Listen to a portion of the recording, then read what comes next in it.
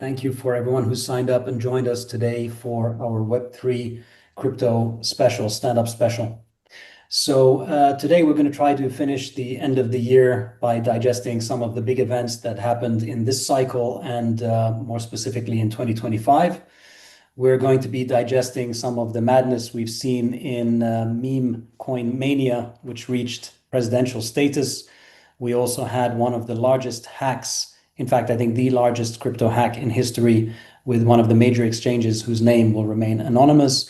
We've had also the biggest trading wipeout, 19 to 20 billion worth of leverage trades that got hit in the history of crypto, which is not that long, but still I would say it was about 8 to 10 times larger than anything we've seen in any previous cycle or any previous trading year. So very considerable amount and event there.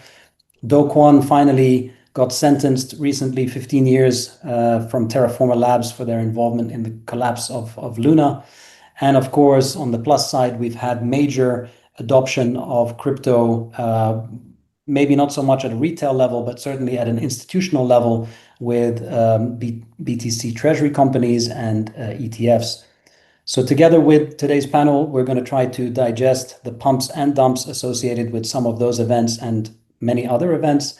And I'll start by giving a quick disclaimer that nothing we talk about today is going to be financial advice, and probably more than 50 or 60% of the stuff I talk about won't even be based in reality. So in an industry where, as I said, we've got meme coins backed by a president that could have valuations in multiple billions at launch and then within just a few days wipe out the investment of his so-called team of friends and take our underpants to the cleaners at the same time. Where on the other hand, you might have a meme coin named after a pigeon that could outperform 90% of global hedge funds. Let's face it, we're in an industry where giving out expert advice is about as useful as asking a goldfish if it can predict the next FOMC meeting outcome.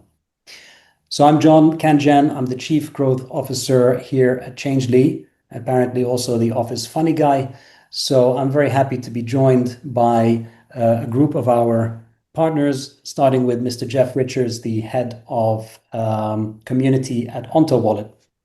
Now, MyTonWallet is by a company called Ontology. I found the name quite interesting, so I looked it up. And it turns out Ontology is a branch of philosophy that studies the question of existence.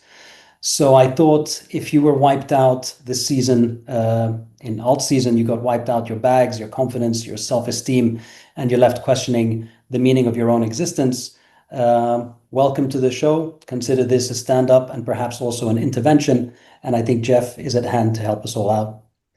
We also have Mr. Artem Repka, the head of communication from MyTonWallet.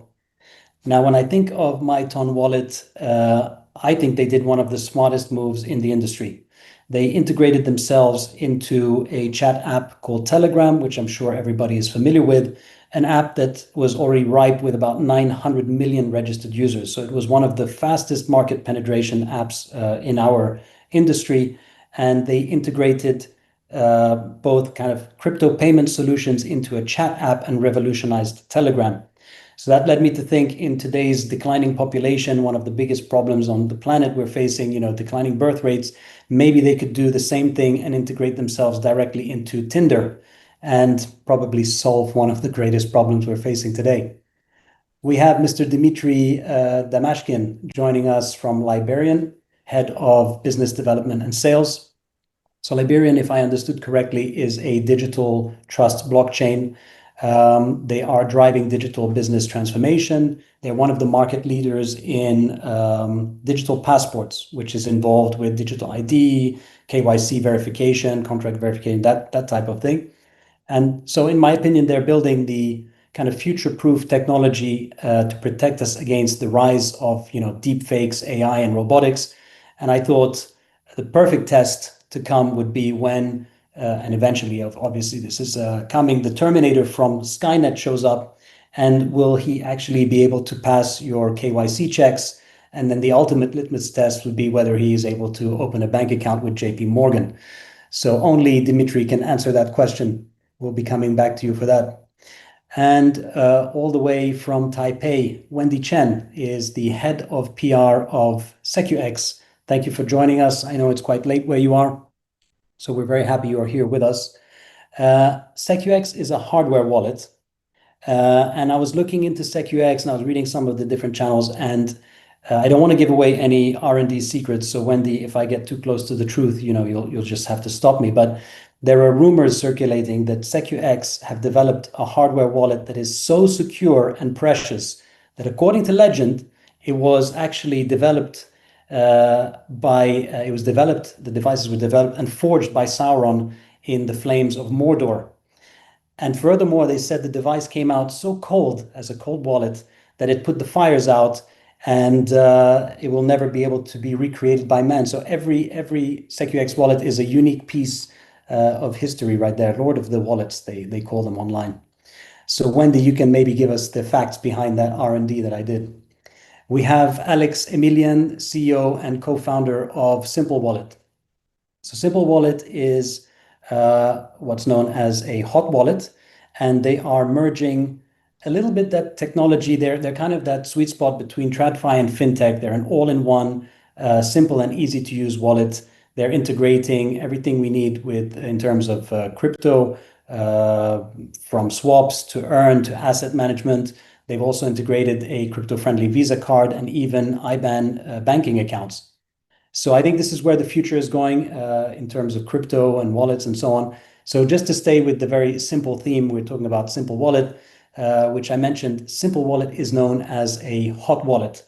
So that makes it simple and hot, which I think are fantastic qualities for a wallet. But let's face it, if you're on a blind date looking for a one-night stand, simple and hot is also something you should be looking for. So take your pick, wallet or date. I know which one I would go for. We have Mr. Igor Bershadsky, Chief Growth Officer of Hacken. So Hacken is your blockchain partner for security and compliance. They've been around, I think, since 2017, and they're very widely regarded as one of the leading and most respected Web3 security firms in the industry, with a strong reputation among builders, exchanges, and regulators. And I was looking into Hacken and trying to do my homework, and I'm going to push the boundaries a little bit here, but being non-technical, and I was reading some of the products that you offer, I came across one which I had a hard time digesting. I didn't make this up. Comedy writes itself sometimes. They have a product called penetration testing. Now, obviously, I thought that meant something else, so I decided to research a little bit what is penetration testing, and I asked ChatGPT to give me his thoughts on it, and this is what ChatGPT wrote, and this is word for word. So ChatGPT says penetration testing starts with reconnaissance, which is usually the case. It says understand the target system and how it's supposed to work. Great advice from ChatGPT. It then moves on to stage 2, the attack simulation. So it said try common and advanced techniques to exploit flaws. And it finally moves on to privilege escalation, which was see how far an attacker could go once inside. And that's when I decided to stop reading, because I realized I was no longer on ChatGPT and I had accidentally stumbled onto the Jeffrey Epstein files. So with no further ado, I would like to pass you on to our panel for them to give you the truth behind the stories and their business and themselves. So welcome to the floor. If you'd like to take the stage, Mr. Geoff Richards from MyTonWallet. Thank you. Yeah, cheers, John. I wasn't sure what we were talking about when we were going to be on here talking about pump and dump, but it seems we're talking about something different to what I thought. It's funny, right? Taking this one night stand idea is really interesting in that crypto is a bit like that. We're chasing the shiny new thing. We're not sure if we're with a human, and we need proof of humanity sometimes, and we're not sure how everything's going to work out. And we wake up in the morning and we've claimed our airdrop and our wallets have been drained. So, and also when you've done that, make sure you don't tell the wife as well. It's a funny little thing. So yeah, it's MyTonWallet. Just to give us a quick introduction, I guess, is by the way, Geoff, I can't see you on the screen. Can everyone see Geoff on screen? Oh, my video is... questioning my existence here, John. This is part of the ontology problem. I think that's an ontology trick you just did on us right now. You don't actually exist. My video is on. Yeah, my video is on. Okay. So I'll stop it and start it again. Okay, if you could. So just bear with me. Just.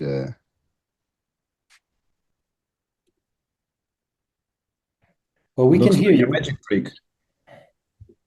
Yeah, I think you've taken Yeah, I seem to have ontology to a whole new level.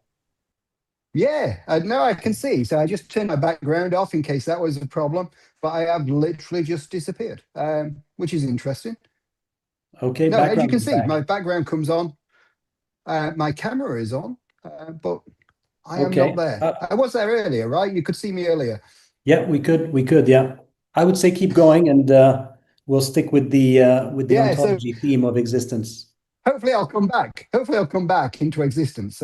Yeah. So yeah, we have we're cross-chain wallet. I don't know how much of an introduction you want. We tie in identity and reputation with that. Again, that's something that maybe should be dropped into Tinder as well. And we do different airdrops and rewards and essentially try and help people discover that Web3 ecosystem in a safe way. And so that they can have some risk vectors and they understand the risk they're getting into, but also projects can get a group of people that are already being looked at and can build reputation and build systems so they know who they're giving their airdrops to. Again, linking into the Tinder idea perfectly. So that's us. I'll not take up too much time so we can get on with introducing everybody, and I'll see if I can get myself back into existence before we move on too much further. Well, I'm very happy you joined us, and I don't know if I can already say it, but we are integrating into MyTonWallet very shortly. I believe it's going to happen for this Christmas season, so we're going to have a new partnership, and yeah, I'm very happy that you were able to join us for that. Thank you for being here, Geoff. Moving on. Oh, you're back. All right, welcome back. This is what everybody was missing out on as well. I mean, yeah. Imagine not getting to see this face. Sorry about that. Moving on to Artem Repka from MyTonWallet. Thanks again, Geoff.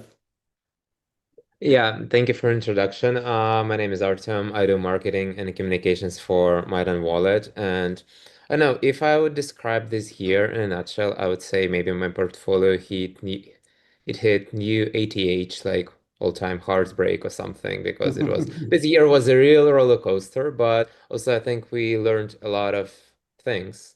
So yeah, that's it. And can you tell us a little bit, just a bit more about MyTonWallet? What are the, let's say, key features? I know I made an intro. Obviously, we'd like to hear from you.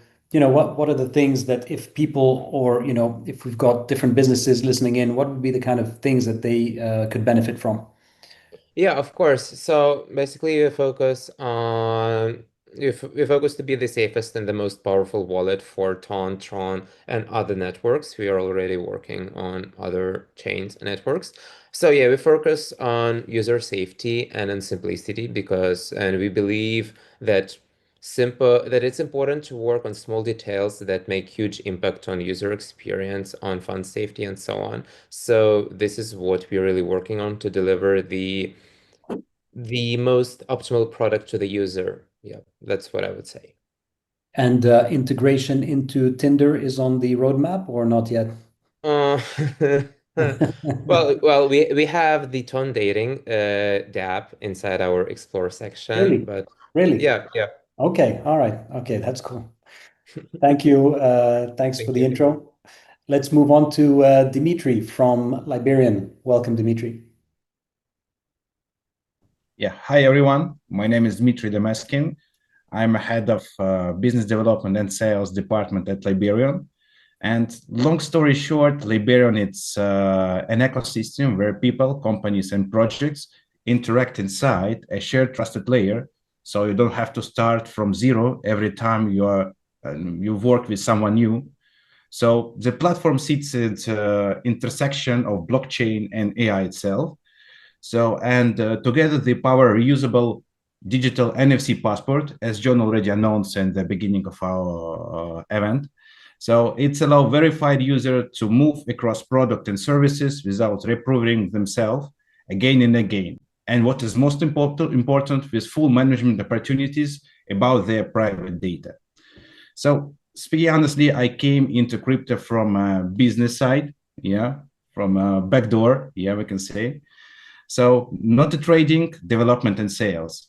And most of my time I'm spending time on calls with founders, exchanges, Web3 teams, usually right at the moment where a product leaves a Twitter and meets real users. So, and one thing that still amazes me is how similar Web3 conversation across the cycle. So the vocabulary changes, but not the conversation. So teams usually start with like, we are fully permissionless.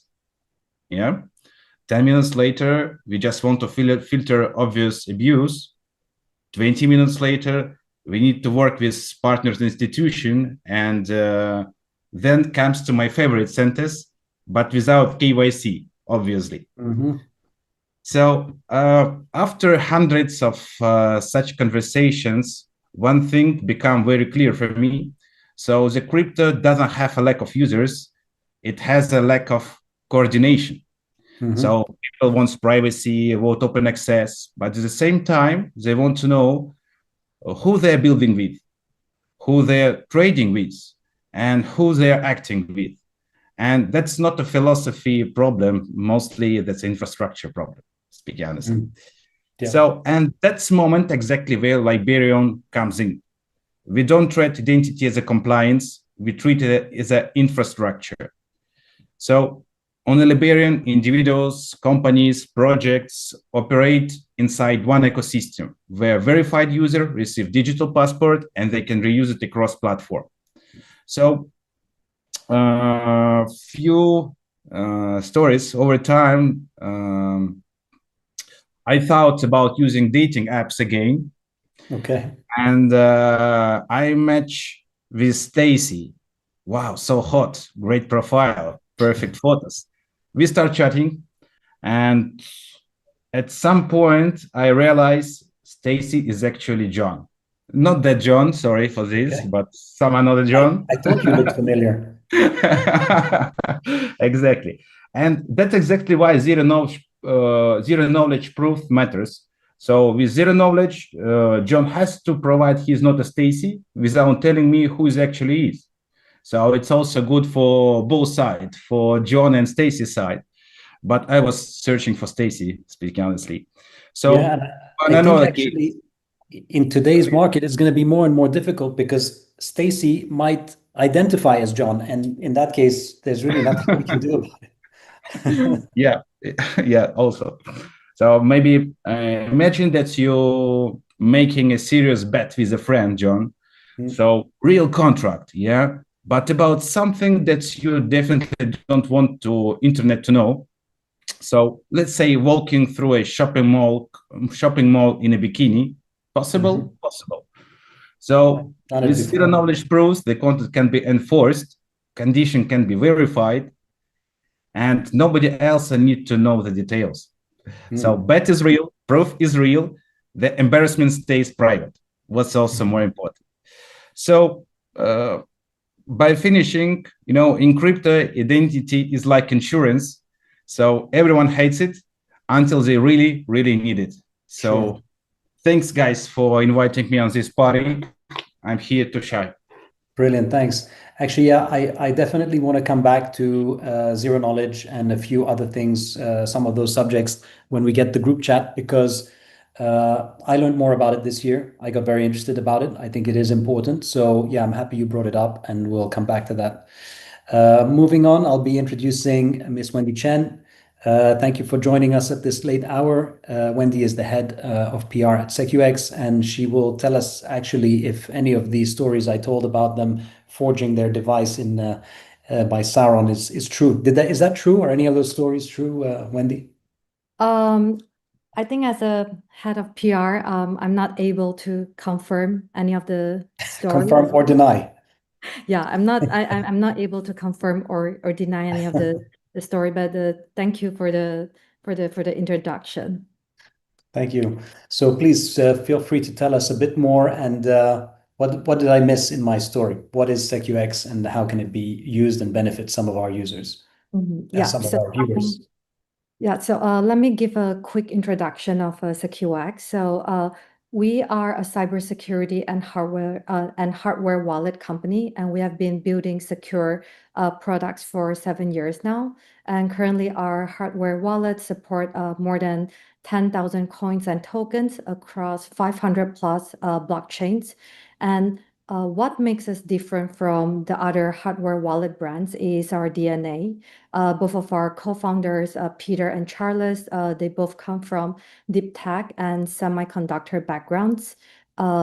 Peter, one of our co-founder, he has built a successful scanner brand, ApeTech, that got listed in Taiwan Stock Exchange. And another of our co-founder, Charles, he currently sits as the chairman of eMemory, a chip manufacturer known for developing semiconductor IPs.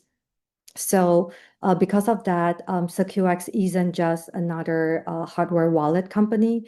We actually design our hardware security from chip level up.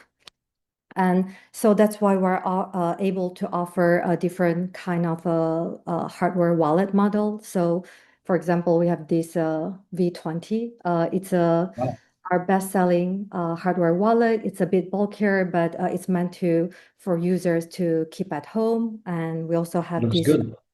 Neo Gold with large touch screen. That's probably And selling in Dubai a lot, right? Because it's gold colored. yes, it's a gold-plated Okay. hardware wallet. And we also have this ultra-thin card-shaped hardware wallet with biometric fingerprint authentication. And the part that we are most proud of is that in 7 years, we have a track record of zero hacks and zero breaches. Yeah. So for today, we have a little giveaway for our audience.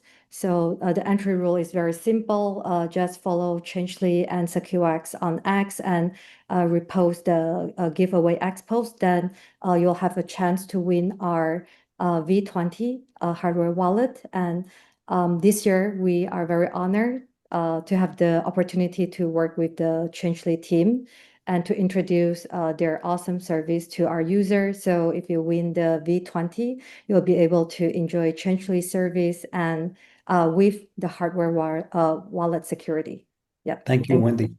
Wendy, tell me a little bit about your background and time in crypto, because I think you had quite a funny story, if I remember, about how you got into crypto, or at least your background. Yeah, so I was coming from a beauty company background. My sister and I founded a cosmetic company in New York. So yeah, so I kind of like went from beauty routines to blockchain protocols.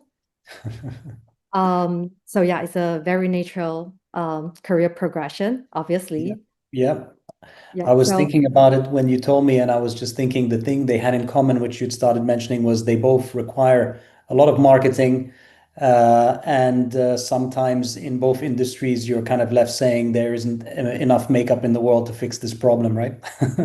yes, that's right. Yeah. So I was very interested in NFTs in 2021. So I thought the fastest way to learn about the industry is to join the industry. So I got the opportunity to join a NFT startup. So I took that opportunity, and since then I've been in different roles.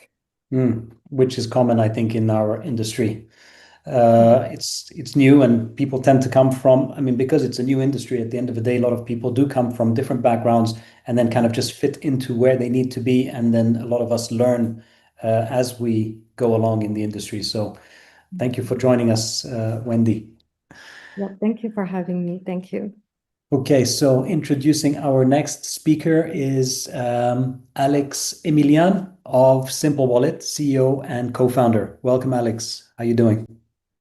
Thank you for having me. Yeah, I'm okay. How are you doing? Yeah, good. Yeah, great. So, yeah, Simple Words is we position it as the product for non-crypto audience, and this is the massive difference because, myself, I I'm in crypto for only like 2 years, and Okay. Wow. yeah, I was working for a different range of companies as like product manager and chief product officer and so on. So I'm pro product, but not necessarily, initially pro crypto. And yeah, it was a great experience for me, coming into crypto and then realizing all of the complexity that it comes with, and yeah, and it simply is resonating with me, on a deeper level. Mm-hmm. Yes, I'm a target audience actually. Yeah, so the USP of our product is that we try to simplify everything, and then we trying to get rid of the cognitive load for the customer, and then provide them with best-in-class user experience when it comes to, well, essentially having stable coins as the predominant use case and off-ramping stable coins. So we've got, imagine you're like, I don't know, freelancer living in Bulgaria and you're getting paid in USDC or whatever. So you have to pay your landlord, and they won't accept USDC probably. So we have SEPA and IBANs for that. You want to spend, you want to go to restaurants and supermarket or whatever. So we have Visa and the MasterCards that you can use to off-ramp your crypto. Obviously, we have like yield programs, so you can have, well, depends, from 5 to 7.5% of predictable yields.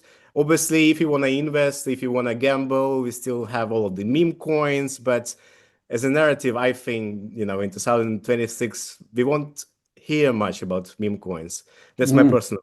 But yeah, we'll have a chance to discuss it later. Yeah. Interesting Yeah. to discuss that for sure. Yeah. It's nice that you've been 2 years in crypto, because usually the first few years are the kind of the craziest. You kind of look at the whole thing and go, what the hell is going on here, right? And then you do think there's going to be a whole bunch of narratives that might die or that might. And so, yeah, that's something we'll digest in when we have the group chat right after this, because it's an interesting subject. I think there's a lot to be told there. Yeah. Just yeah, the last remark, just before joining Simple, I was sitting with one of the, well, super prominent investors, and he was talking about DeepSea, about NFTs, like, explaining that NFTs is such a great thing, Mona Lisa of digital art, whatever. And then I start to, and I didn't understand it. Like, I didn't understand it. I that I'm stupid, but well. Prove me Yeah, wrong. there's some, I think NFT also, and I think maybe Wendy, you said you were first in NFTs, so I think, and you can probably speak on that, but NFTs have like most things, like a coin, they got two sides. There's the side which is, probably you can't tell the difference between them and a meme coin, and it's really just useless. And then there's a side of the NFT that brings, I think, big value to multiple areas in crypto. And so that's something we'll come back to, and we can see if we can explain that better. And if we can convert you into understanding or liking some part of NFT, not all, but some part of NFT. Okay, so anything else on Simple Wallet, or shall we jump on to our next speaker? Well, we just launched the self-custodial part of the wallet. There is MiCA regulation in Europe is coming, all the tax reporting and stuff. So yeah, self-custodial is the way to go, I'd say, the majority of people. And yeah, looking forward to seeing you all as the customers and users of Simple Wallet. And as somebody mentioned, no KYC as well. Yeah. I think, and the no KYC, as you said, when it comes to self-custody, that's still something that is possible.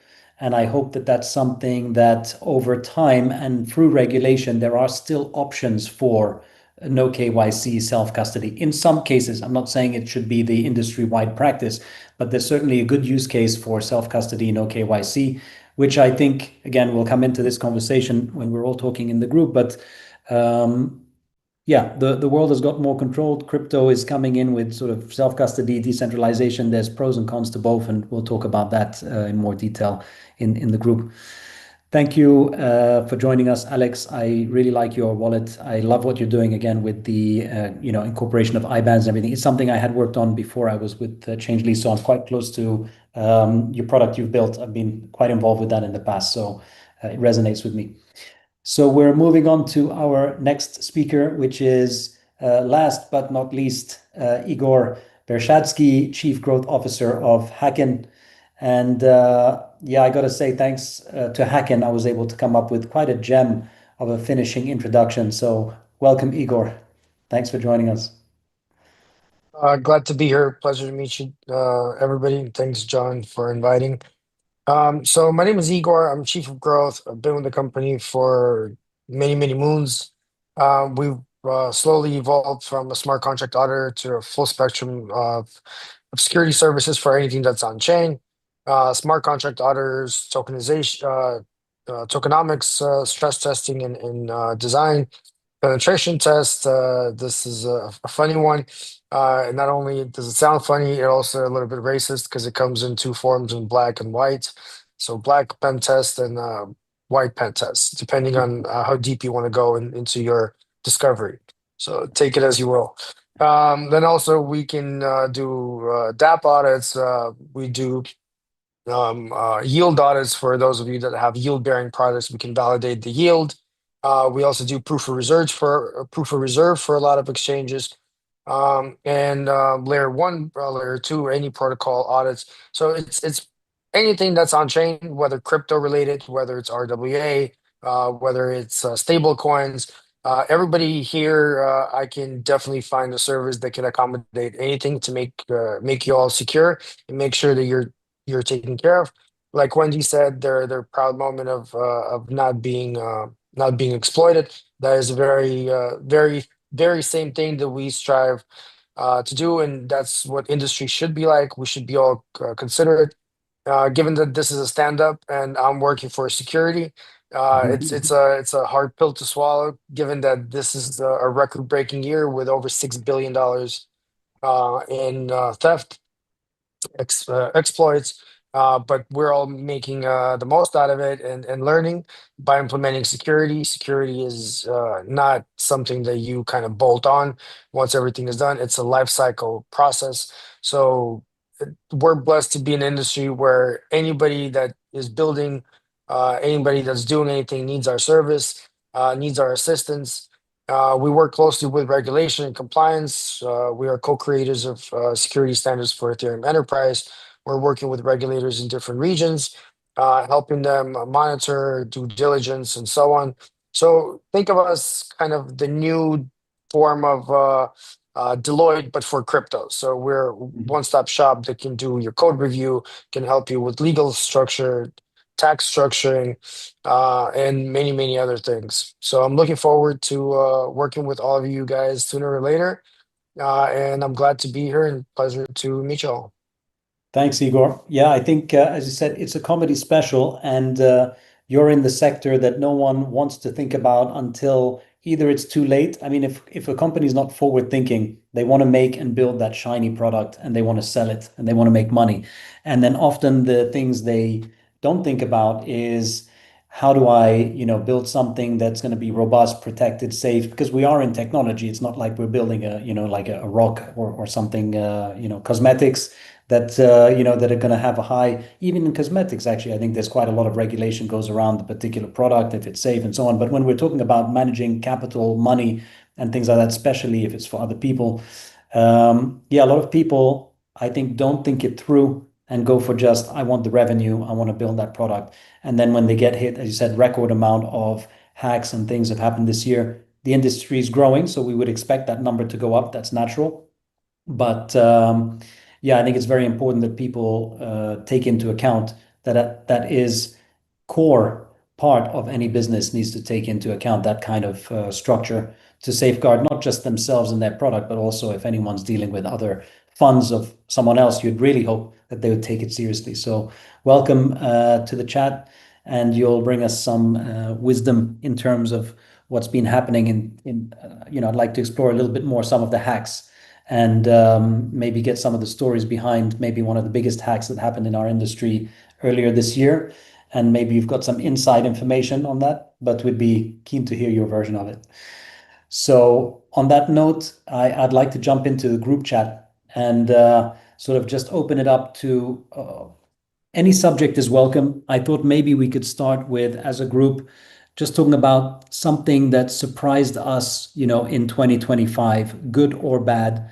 is there anything in particular, like for me, one of the things that surprised me, because I come from a trading background, so obviously as a trader, you occasionally have to, well, first of all, you have to do a lot of management in terms of just what kind of leverage and those type of things. But what really surprised me this year was the October 10th market drop, because I'd recently taken a hit on the yen carry trade, which I was actually planning for building some, in those leverage trades, I was building margin for that particular case, and it happened a lot faster than I thought. So that didn't surprise me so much. What surprised me was how quickly it happened. I adapted my trading strategy to be able to take a hit on my trades with margin to cover 3-4 times the size of what happened during the yen carry trade. But little did I know that there was going to be a liquidation event that was 10 times bigger than anything we'd ever seen in crypto.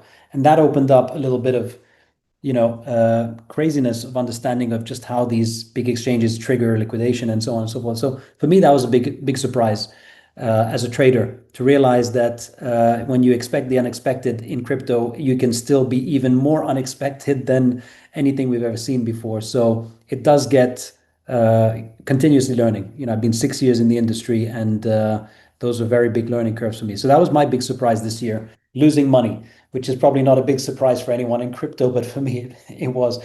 Anything else surprise? I love that you're surprised, John.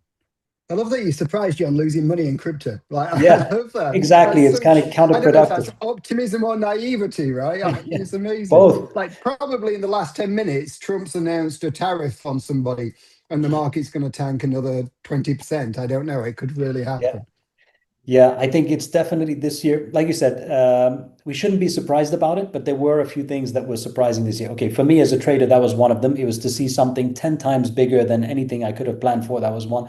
The other one was also alt season. I don't know if anyone else was surprised by that, but I was expecting alt season to go away in the next cycle. I did think that we're eventually going to get to a point where we're stable enough that people aren't going to be using meme coins, like Alex said, and things of just kind of a pure gambling nature. But it looks like this cycle we so quickly started adopting regulation and things like that, that the meme coins and various different altcoins didn't kind of pop the way they had done in previous cycles. Did anyone else share that feeling, or what So are your opinions? the meme coins, as you call them, I call them legalized rug pulls. And now the altcoins is a little bit different. So you can't say that, there's a correlation between the two. And I'm not sure if anybody feels that we had missed the cycle. Why I at least blinked and the cycle has passed. So I don't know if the cycle's still to come or we're at the end of it. Like, what do you guys think? I think it's that's really important. So yeah, I think that's a really important distinction, right? I mean, what meme coins did, I could appear on this show now and I'd get my mum to do a dance and things, and somebody would back my token and pump it up. We saw things like this happening. We saw Trump release his meme token essentially, and they sucked all the liquidity out, John. Liquidity just disappeared into these insane things. And I think that's why we saw the alt season sort of blink and disappear and not really happen, if I'm honest. I think the meme tokens, Trump's tokens, young children of 13 years old doing crazy things on YouTube streams, getting their tokens pumped, all the liquidity disappeared. And I think Igor just touched on this. What happens is people mix altcoins and meme coins up. And so we've not seen that trust in that thing. It'll happen. I'm convinced there are some really great projects out there with some great tokens, with great tokenomics. I don't think regulation will damage them. I think it'll be fine. It depends what Trump does. Yeah, I think it's a very good point. It is a new industry, and not a lot of people can understand the value between, as you said, an altcoin or let's say a meme coin or maybe an NFT, in the sense that we do have altcoin projects that have a lot of very knowledgeable people in the industry that come from different industries, that bring value, that know how to build a business, that know how to build a product, that know how to integrate the technology, the security aspect, and so on, which can all be found in altcoins, which I tend to compare to companies if they're well built. I mean, it's like buying shares in a company. There is a structure, there is actually a product, compared to, as you guys said, a meme coin. And in this cycle, compared to last cycle, we had a flood of I mean, just such a large number of memes and alts. And I'm not saying all alts are good or all alts are bad, but we even also had a whole bunch of altcoins that really didn't, they were just chasing narratives that weren't necessarily there. They were trying to build out products without serious teams. And so it just became very easy for people to build, pop a meme on the thing or build some kind of alt with a narrative that really wasn't backed by anything. So there was just too much stuff out there, thousands and hundreds of thousands, if not millions of different tokens, altcoins, NFTs to pick from. And ultimately, as you said, it just spread that liquidity so thin in the industry that there was just no value. The value coins, people weren't able to distinguish them from the trash. And ultimately, the liquidity got sucked out. So yeah, does anyone think that this is the end of this cycle, or do we still think that there's a possibility in 26? Does anyone follow the narrative of the M2 money supply? And that would be the narrative to maybe bring in alt season in 26? Just to finish the topic of the meme coins, I just wanted to add that, the meme coins in the end of the day is a way to gamble. Let's be real, right? And then in the current year, the rise of hyperliquid, and the commoditization of the perpetuals, it's the the new way to gamble in a way, and then all the MetaMask and the Phantom and even us. So Simple Wallet is going to launch hyperliquid integration like in a week's time. Even us, it's getting easier for customers, to do what they want to do, and in a way, it's a replacement of the endorphins that they are getting of trading meme coins, and the poly market and culture as well. Two things that happened this year. So it's gonna be there, just in the different forms. Yeah. It's definitely something that, especially as you said, when it comes to leverage trading, I came from a background 25 years ago or more now, where we would deal with leverage trading as a stockbroker in the UK Stock Exchange. We had to prove that anyone getting involved in leverage trading, so anything that involved an X with it, had to prove that they were not spending more than 10% of their net worth. And it was only available really in those days trading to high net worth individuals and stuff. And then, a few years ago, I hear about leverage trading online with 100x and CFDs and all these kind of things where people can trade 1000x. And I was just like, that's literally like you're betting on black or white. Here's $100, and if it ticks up by one tick, you've lost everything, and if it ticks up down, you've on a short doubled your money. So it is pure gambling, and I understand where it comes from. A lot of young people are wanting to kind of take those risks. Yeah, but is it bad though? I mean, it's just a way of getting into things, because let's say you buy Bitcoin, you hold Bitcoin. Okay, so that's some value, But if you just want to gamble, people love to gamble. As someone who works for one of the largest, iGaming companies in Europe, I can certainly confirm it, and it's fine from my perspective. No. Yeah, I think it's good. Do you know what I think, Alex? Yeah. Sorry, John. Do you know what I think, John. though, Alex? I think the interesting question on this is, let's take prediction markets. Prediction markets have become potentially the form of gambling in crypto at the moment. And they're not just gambling. They have some interesting aspects to them as well. But I think part of it is where you gamble from, right? If you're in your MetaMask, for instance, MetaMask just got Polymarket on there, on that front end. You're gambling potentially from your entire investment portfolio. You could have everything in there if you like. You could have everything you have in one place, and you've got this gambling site straight in front of you where you can just go, yeah, let's do it. We know, look, we're in Web3, right? We are not the wisest people to trust with risk management. You wouldn't be in this space if you were the wisest people. That's why we need people like Igor to keep us under control, right? Because we're all pretty much degens at heart. And so having everything there, all your Ethereum, all your Bitcoin, whatever it is you own, your USDC, whatever, all in one place, and then this fancy gambling site with Polymarket going, yes, no, yes, no, yes, no. I see a risk with that, right? I think it's got some benefit, but there's certainly a gambling risk. And that sort of dopamine rush every time you press yes or no is potentially a risk for people, because we're in a degen industry. We are not the wisest people on the street. 100% right. I think everything choice is good. There's no question about it. Giving choice, allowing people to be able to do more or less what they want to do, but informed choice, maybe to a degree, regulated choice, understanding that, you might need to be eligible according to certain conditions, because as you said, the degen mentality is it's available, I'm going to use it, and they don't know what it is. And if you said, you've got an environment where you've connected a lot of your funds and suddenly all of those are disposable to be gambled away, it'll happen. I mean, even in the real world, I've known a lot of people who had, kind of gambling addictions and things that eventually kind of got themselves banned from going to casinos where they would, fill in their ID and everything and have that put at the, camera face recognition to stop themselves from going and gambling their entire salaries. And that was a lot easy. Well, it was a lot more difficult to do in those days to gamble your entire salary because you had to physically get out the house, go somewhere and do it. Whereas nowadays you can do it from your phone, sitting in bed, and literally lose all your money overnight. So the choice that these things exist and that the fact that these products are there, I think is brilliant. But yeah, I think how they're used, unfortunately, a lot of people are going to maybe use them in ways that could not benefit them. So yeah, great products. Just we need to learn how to use them. It's interesting, John. If you look at this panel, everybody who's talking here, everybody who's here, we're either involved in access or risk management. That's what it is. I'm looking just people I can see on my screen. I can see Alex there, myself, you, John. We're involved in access. We're involved in letting people have easy access. And then on my screen, I've got Wendy and Igor there. They're involved in risk management. They're involved in making sure we stay as safe as possible, whether it be a hardware wallet or security. That's kind of what we're faced in Web3.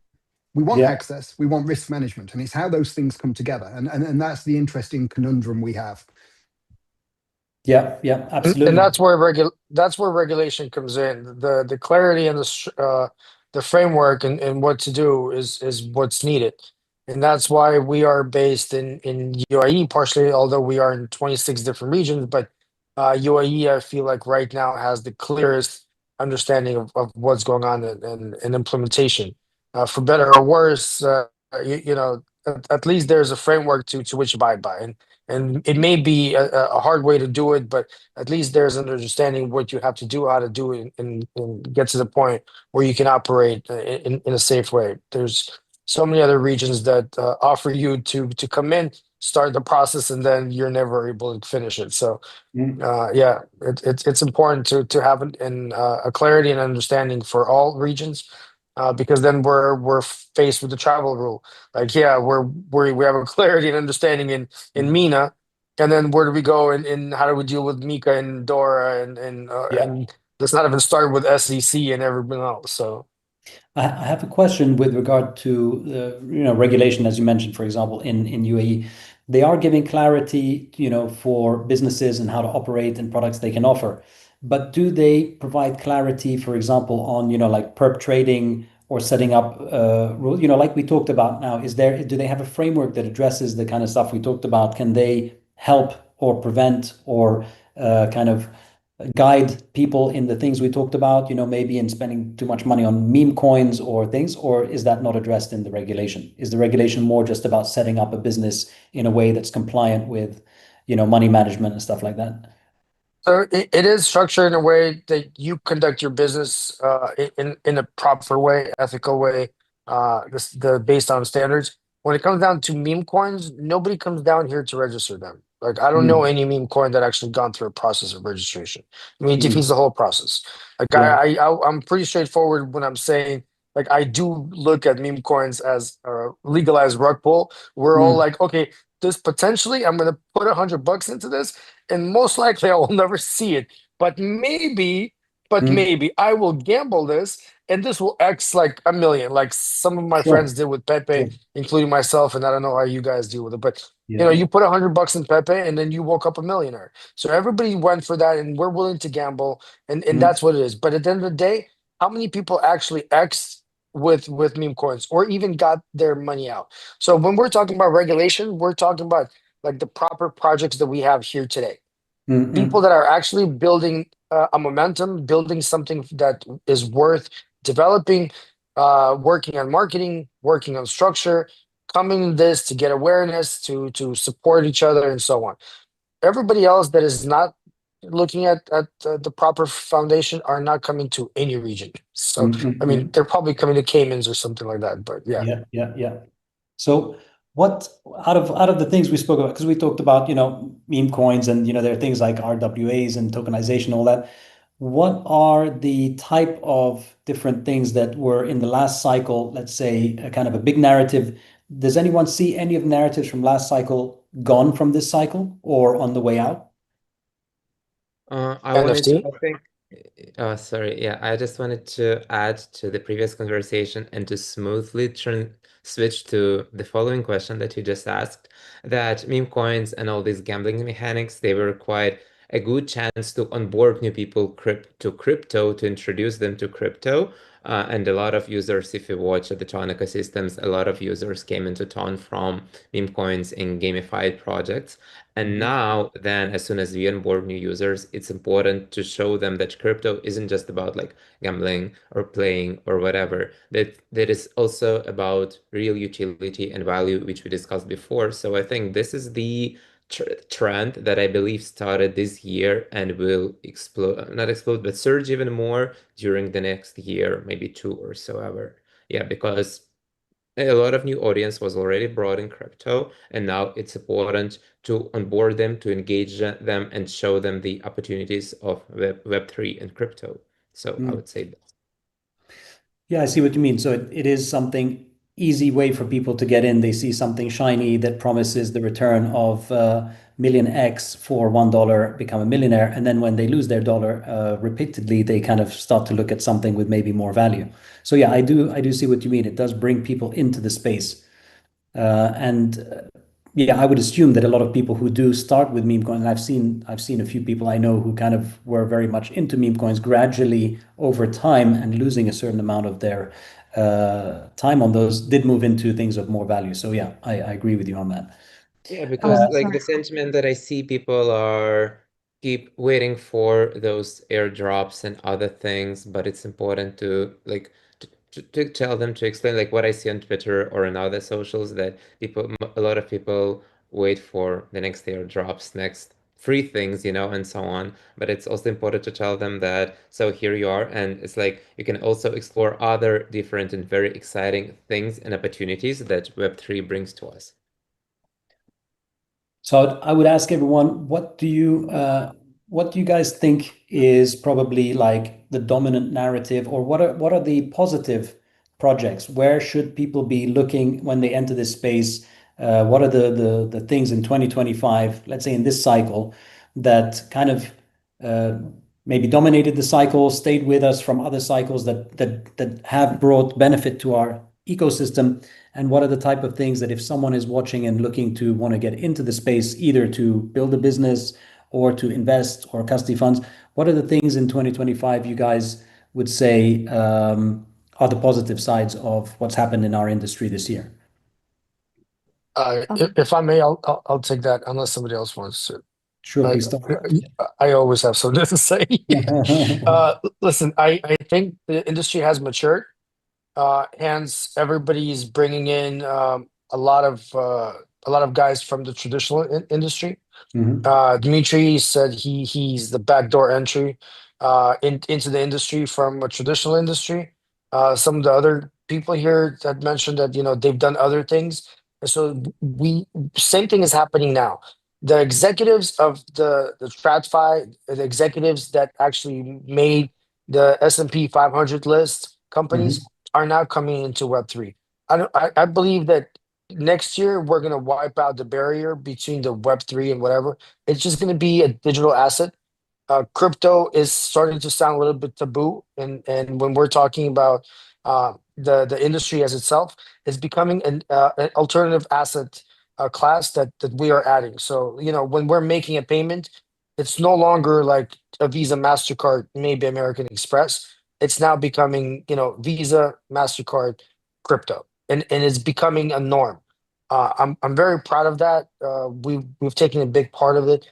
The one thing that I can say to our viewers and all of us here is that still continue to do your own research, DYOR. Always check into the projects that you're interacting with.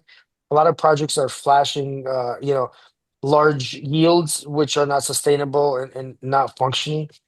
We deal with that. We're creating a list of yields, so check those out.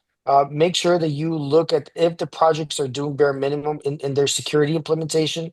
And there's websites like cer.live that allows you to check stability of the website and whether or not they're implementing. So there's a lot of different things that has happened this year. I think the industry is going to grow, and the big guys are coming. The not the hoodie guys, not the crypto bros, but the actual institutional guys are going to come, and they're going to bring the implementation of TradFi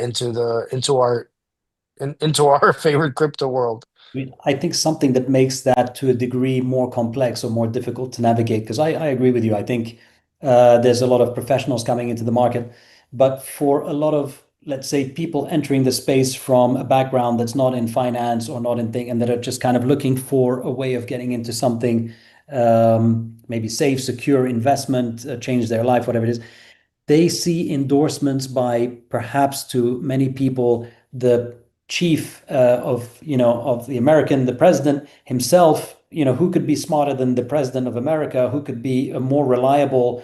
So a lot of people, and I'm not endorsing the president or anything like that. I'm just saying that there is a mentality that people voted this guy in to be the most important figure of kind of one of the biggest or the biggest economy in the world.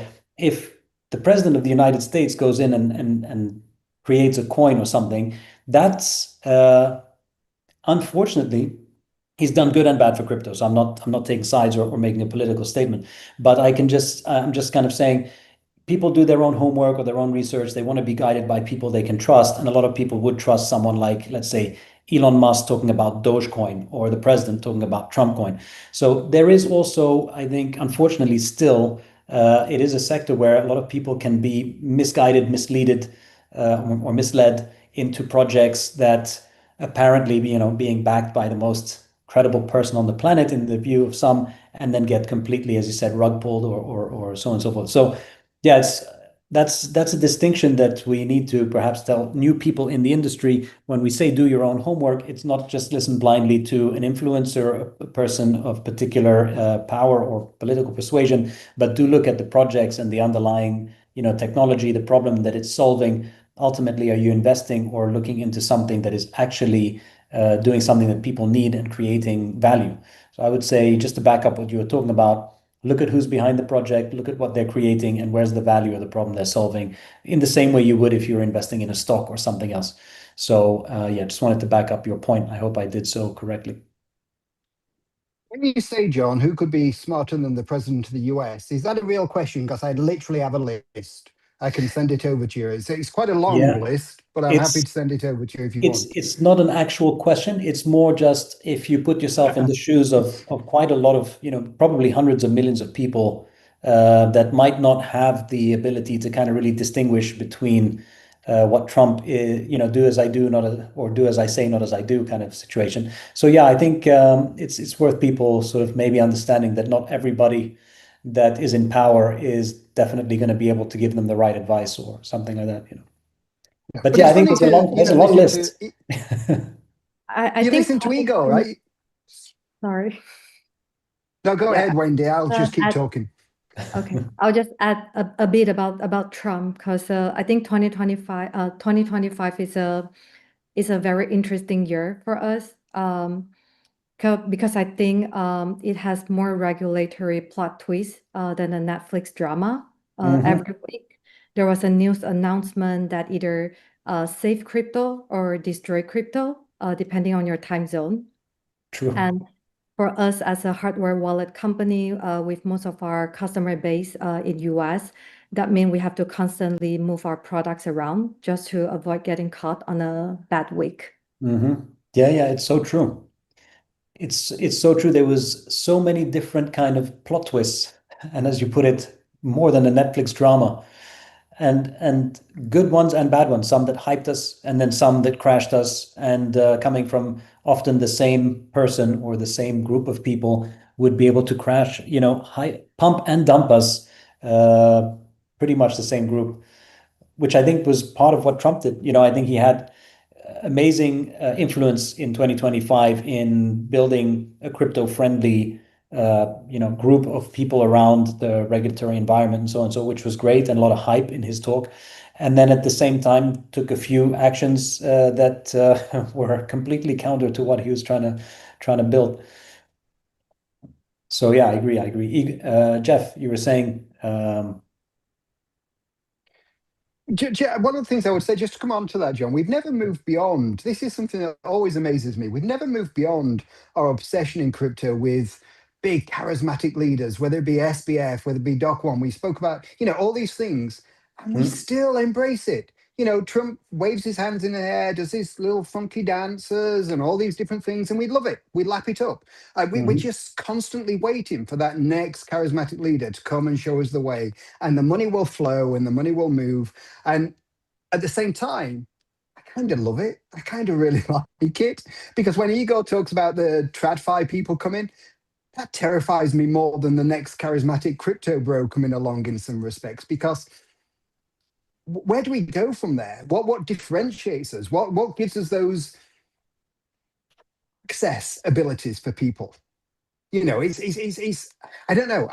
Igor, I'd love to hear what you think about this. What's the balance between TradFi coming in and everything changing, all the things we love? What's the balance on that? We lost. My opinion to TradFi, and these guys have deeper pockets. Just one sneeze and we're all like shaking our boots, because we are speculative, creatures in this industry. These guys are coming in. The Capitol Hill is having hearings about this. When we were kind of hating on the previous chairman for SEC, and because he refused it, and it was kind of clear that we don't go there. But now the big guys that are sitting on Wall Street are like, okay, well, let's figure this out. Let's start opening up our books. Chase announced that they're tokenizing their deposits. So I mean, everything. Western Union said they're creating their own stable coin. Like I think it's pretty obvious the deep pockets are coming in. They can sway what we call as whales. They can sway like on a whim, like just like you said, like Elon Musk can tweet about Dogecoin, all of a sudden it pumps up, and then he says I changed my mind, and it goes down, and people are just like following blindly without making any decisions. That's why it's important for you to understand who stands behind it, what are they saying, and so on. But listen, we can talk about this nonstop. To me, in the spirit of stand up and spirit of Christmas, I think that's funny. I think that, but it's important. We all need to address it. But I'll wrap it up on my end. As a security guy, don't put your passwords on sticky notes, and be careful who you download files from, because social engineering has become a real deal. As much as implementation that you can do. Wendy has a great wallet. Guys doing great blockchain. Other wallets from Alex, but it's all comes down to it's just downloading the wrong file from wrong person. North Koreans are taking advantage of this because because they can't, right? So yeah, there you go, Wendy. Yeah, great product. I'm sure I want to check it out. Anyways, look out for yourself and look out for your project. Yeah, I think we'll start to wrap up. I think we've covered a lot. Definitely, as you said, there's no turning the tides. TradFi, is coming into the space. There's definitely the technology that's giving us a real advantage in terms of just movement of capital and stuff like that on the blockchain. So there is big money coming. It's going to affect a big part of what blockchain was originally meant to be. I don't think it's going to take away any of the short-term, pump and dumps, rug pulls, and all those things. They will exist throughout time. They still exist to a degree in the traditional market. So yeah, I second what you just said. Watch out for yourselves. Watch out where you invest your money. Give it a little thought, and be careful with your funds. Use the products of the people we've brought together today. If you're entering the space, there are people here that have great products for safeguarding your capital, for your trading, for your different compliance and various security things. So we will also be pushing through all the promotions of everyone who came here today. I believe has offered some form of promotion, which will be sending out to everybody who signed up for today's special. So on that note, Please keep your eyes open for the promotions. If you're a business and you've logged in today and you've seen these different companies, you want to know more about them, you can reach us through the different channels you signed in for, and obviously directly on their different websites. So please do reach out. We've got a great selection of different partners here to team up with if you're starting a business, if you're already in business, or if you're new to crypto.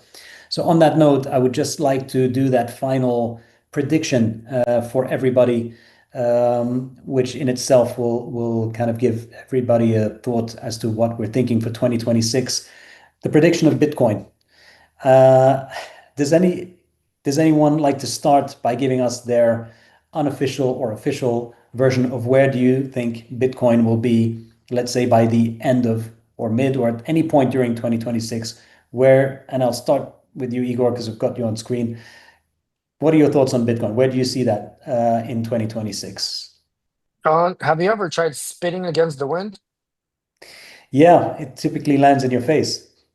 All right. Well, there goes my answer. Okay. Sorry. So no base case, best case, worst case? I thought we are going to be at 200 right now. Yeah. Okay. So that's no answer, no comment. That's the first one. I hope we're going to go back to like 150, right? Okay. So smart people, much smarter than I am, are hoping. I see Wendy looking up. Are you praying for the 150? I hope that we go up to. We're always praying for a green market, always. Yeah. Okay. So Wendy, what would you like? Let's hope 6 months down the line it's green. That's it. Okay. I guess So Bitcoin will basically, hit a new all-time high emotionally, not financially.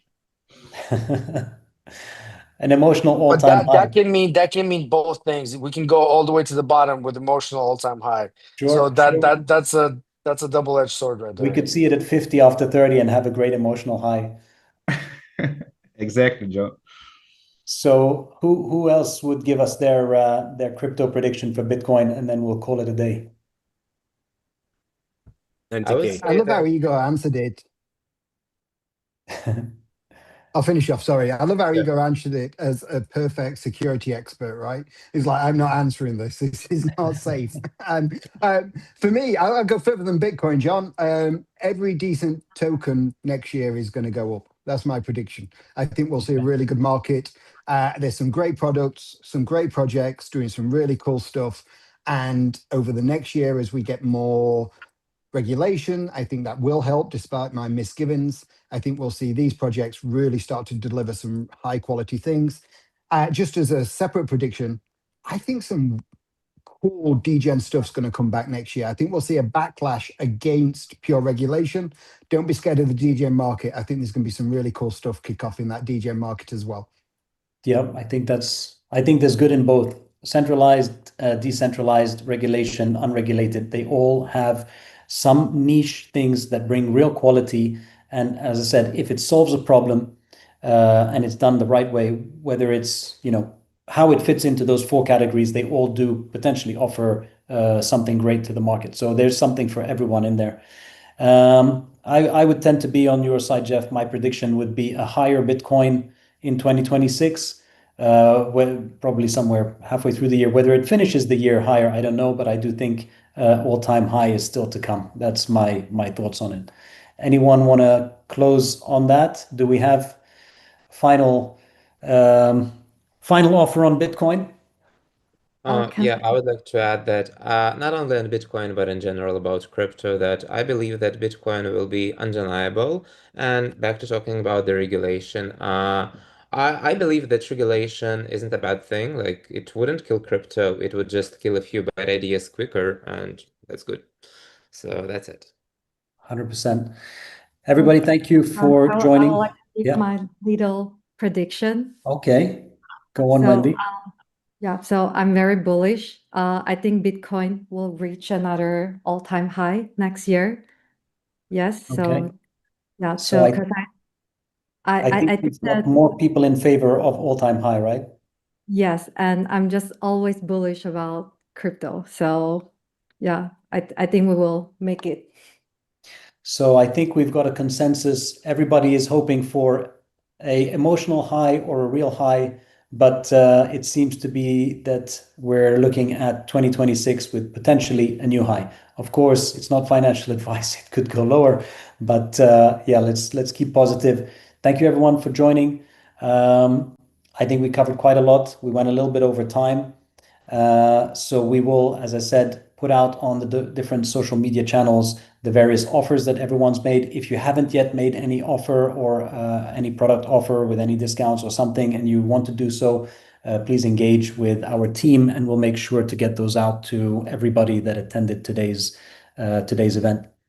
Thank you all for joining us. I wanted to wish everybody a great Christmas, Happy New Year, and look forward to interact with all of you in 2026. Thank you for joining us today. Thanks, Yeah, John. thank you for Thanks, having us. everyone. Thanks for having us, guys. Thanks. Thanks. Take care. Yeah. Speak to you all soon. Cheers. Bye.